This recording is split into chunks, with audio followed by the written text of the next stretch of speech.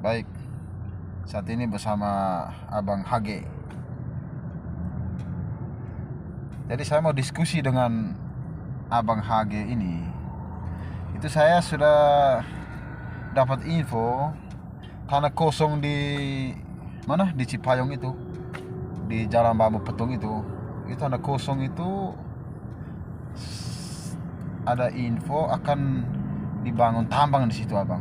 Setelah itu berarti nggak lama jadi duit itu, Abang. Tanah di Cipayung sana. Jadi setelah saya melihat ini ada peluang untuk kita nih, Abang. Bagaimana supaya kita dapat uang di tanah kosong itu? Ya. Karena nggak lama lagi akan ada pembangunan di situ, Abang, dan bisa menghasilkan uang. Jadi bagaimana teknik kita supaya bisa menguasai lahan itu, dan juga kita juga bisa apa ya, abang tahu lah ya, paham lah ya, ini masalah duit ya kan. Jadi bisa itu, Abang. Jadi saya muncul ide nih, Abang. Mungkin kita masuk aja lokasinya sebelum ada pembangunan di situ, kita masuk saja. Lalu kita bikinlah, minta di sini apa ya? Mungkin di sini ada di Jawa, ada nggak suku-suku di Jawa? Ketua-ketua sukunya mungkin kita bersekongkol dengan yang punya wilayah di sini, ya kan? Lalu kita bikin apa ya, semacam pakukan namanya kalau di Jawa sini, pakukan. Nah, Pakukan. iya, pakukan. Kita bikin itu ritual adat, Abang, namanya pakukan. Itu Kalau kita kan bikin pakukan di situ, Abang, itu milik otomatis kayak- tanah itu enggak, Abang, dengar dulu, itu akan tanah itu akan jadi milik kita. Nah, jadi bagaimana, Abang, pendapat Abang nih kalau begitu? ya pendasaran pakukan ini kan agak aneh juga ya. Karena saya pikir terkait hak kepemilikan di Jawa ini kan hampir rata-rata tanah yang berdasarkan alas hak Ehenoverponding, di mana Ehenoverponding itu berdasarkan Undang 158 itu kan ada sebagian lahan di bawah 10 bau dan atas 10 bau itu kan dikuasai negara, di bawah 10 bau diserahkan kepada pemiliknya. Namun dengan ada UU PA 1967, tanah-tanah tersebut harus didaftarkan.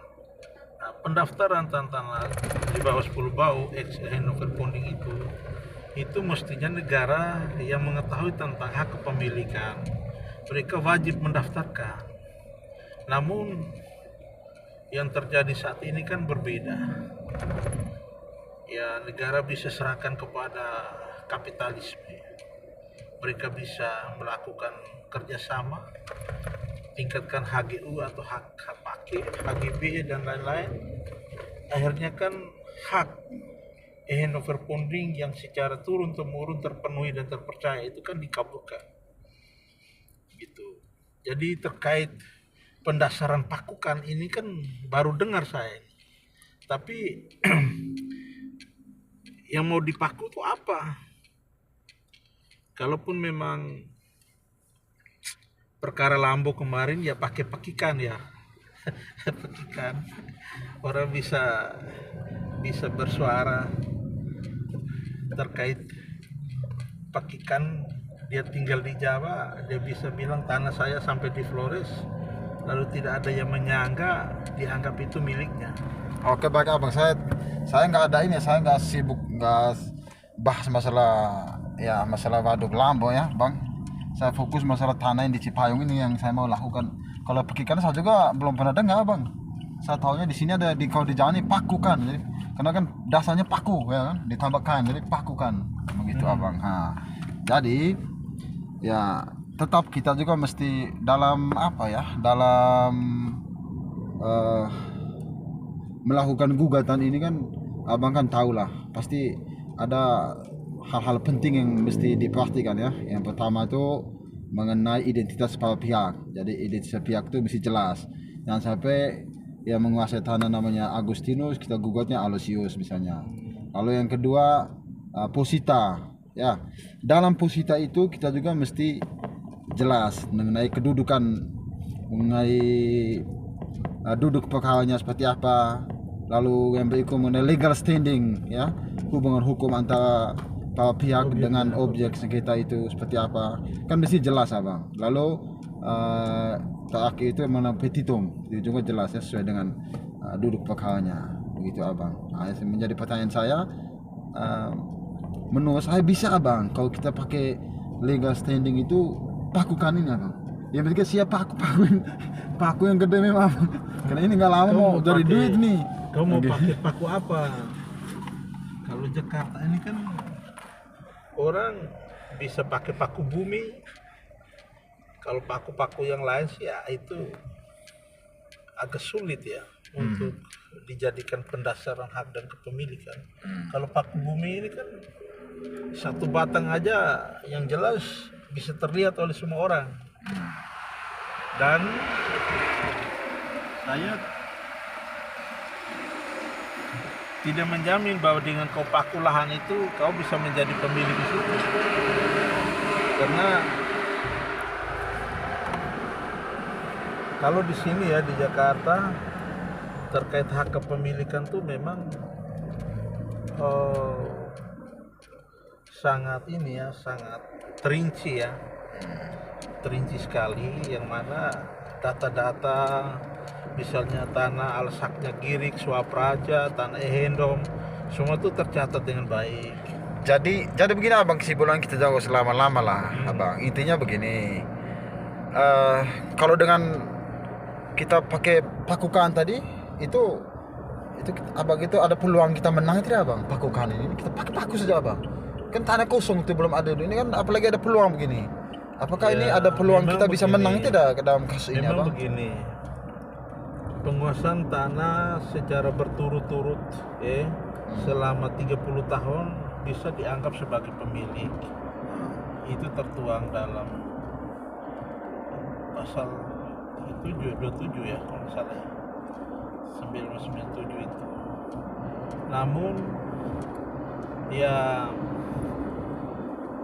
bukti kepemilikan itu kan juga tidak serta-merta bahwa kau menguasai saja, tapi harus ada yuridis lain gitu loh yang mendukung. Kalau tidak ya susah gitu. Dan yang kedua, Jakarta ini orang yang punya hak itu bisa dianggap tidak ada ketika secara finansial itu dia terbatas untuk mempertahankan hak-hak dan kepentingan hukumnya. Mafia tanah di Jakarta ini bukan kayak di Flores. Di Flores ini kan kita bisa protekkan. Dia bertuan dengan siapa, dia berhubungan dengan siapa hari ini dan besok kan gampang. Tapi di sini tangan ke tangan ini kan yang sudah ada sertifikat aja bisa mereka bisa kaburkan hak orang. Jadi kasus tanah di Jakarta ini butuh ketelitian. Jadi seorang advokat itu dia tidak sekedar paham tentang teori, tapi dia harus menguasai lapangan juga. Lapangan mafia, lapangan konspirasi, dia harus paham. Karena hal-hal itu dia bisa tahu arah dan kepentingan siapa gitu. Artinya begini, pandangan abang mengenai pakukan, kita mau pakai paku di jalan ini mau menang, mau dapat agak susah bang ya? Ya susah dong, kau cuma datang bawa paku lalu tidak punya apa-apa. Bagaimana kau bisa menguasai lahan dan mengklaim bahwa itu hak milik? Agak susah. Oke abang, thanks abang ya atas pandangannya, masukannya. Intinya begini abang, kalau kau tanah tiada lebar kau diam, jangan bikin masalah, bahasa abang. Salam keadilan abang. Karena itu kawan.